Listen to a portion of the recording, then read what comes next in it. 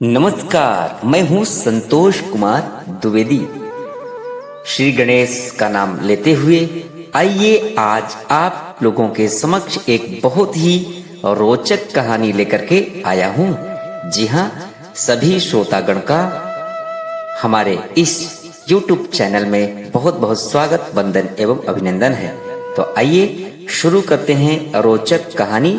और जो अभी तक हमारे चैनल को सब्सक्राइब नहीं किए हैं उनसे निवेदन है कि आप हमारे चैनल को अवश्य सब्सक्राइब करें, लाइक करें और अपने अन्य साथियों के पास उसे अवश्य शेयर करें, ताकि ये कहानी का जो है रसास्वादन उन्हें भी प्राप्त हो सके।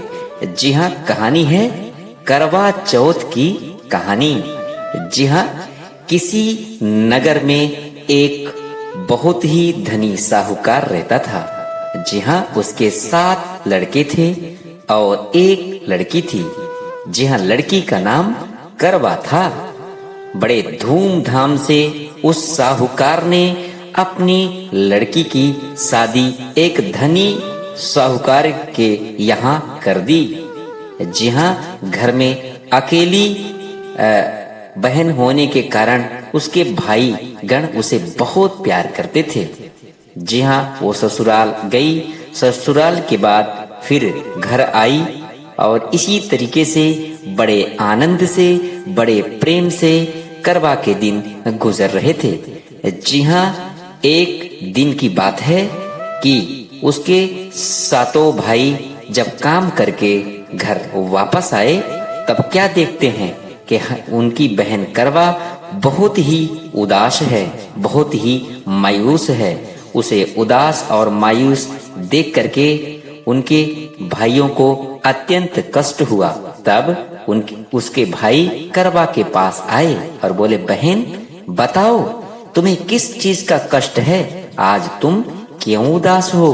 तब करवा ने कहा, भैया मैं उदास नहीं हूँ, आज करवा माता का व्रत है। आज मैं करवा माता का व्रत कर रही हूँ, इसलिए आज मेरा उपवास है और आज के दिन भोजन पानी नहीं करना चाहिए।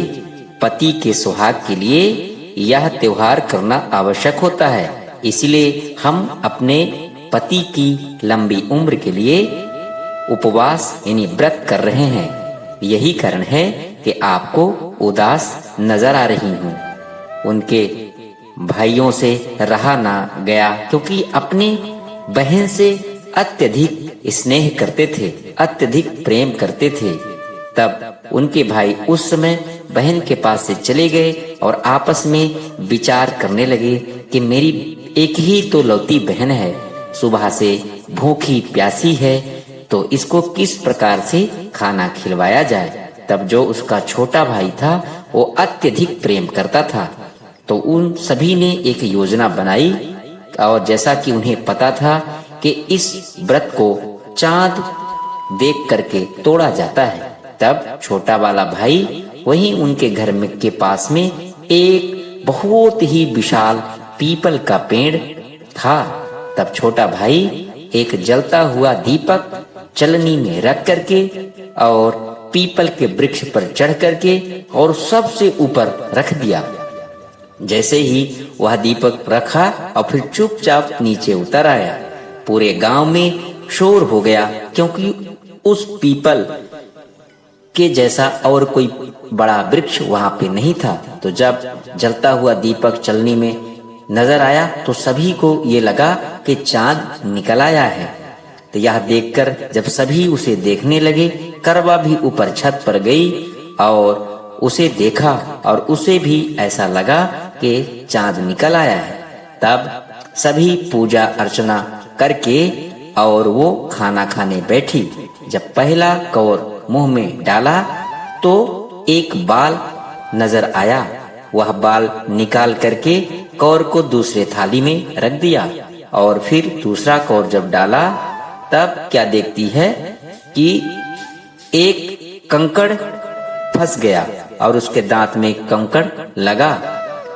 तो वो निवाला निकाल के उसे भी दूसरे थाली में रख दी। जब तीसरा कौर खाने के लिए मुंह में डालने ही वाली थी कि तभी अचानक उसके ससुराल से खबर आई कि उसका पति जो था वो मृत्यु को प्राप्त हो गया है, अर्थात उसके पति की मृत्यु हो गई है। यह देख करके करवा को अत्यंत दुख हुआ और काफी रोने लगी, बिलखने लगी। सभी जगह कोहराम मच गया और फिर बाद में यह पता चला कि चांद नहीं निकला था, ये तो उनके भाइयों की ही चाल थी अपने बहन को खिलाने के लिए। यह देख करके करवा तत्काल अपने ससुराल गई और अपने पति की मृत शरीर को अंतिम संस्कार करवाने से मना कर दिया और वह 1 साल तक अपने पति के मृत शरीर के साथ ही रहती थी। उसे हमेशा साफ सुथरा रखती थी, नहलाती धुलाती थी और उसके पास ही रहती थी और ऐसा व्यवहार करती थी उसके साथ मानो उसका पति जीवित उसके साथ रह रहा हो। जी हाँ, इसी तरीके से करवा माता से बार बार माफी मांगती थी और फिर 1 साल बाद दोबारा करवा चौथ का त्योहार आया।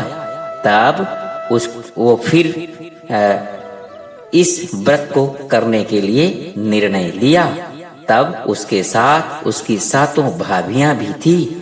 बड़े प्रेम से, बड़े जतन से, सभी पूजा विधि के साथ वह जो है इस त्योहार को पुनः व्रत किया और करवा माता को बार बार जो है माफी मांगी करवा माता से। और जब शाम का समय आया और पूजा विधि संपन्न हो गई, तब वह अपनी सभी भाइयों से, सभी भाभियों से बारी बारी आशीर्वाद लेने गई और आशीर्वाद सिर्फ एक ही मांग रही थी कि हमारा पति जीवित हो जाए, हमारा पति जिंदा हो जाए। तो सभी भाभियों ने कहा ये तो हमारे बस की बात नहीं है। फिर भी सभी ने उसे प्रेम से आशीर्वाद दिया कि करवा माता की कृपा होगी तो तुम्हारा पति अवश्य जिंदा हो जाएगा। लेकिन इसमें सबसे ज्यादा गलती छोटे भाई की रही है। तो आप छोटे भाभी, जो छोटी भाभी हैं, उनसे आशीर्वाद लो, आपका पति करवा माता की कृपा से अवश्य जीवित हो जाएगा।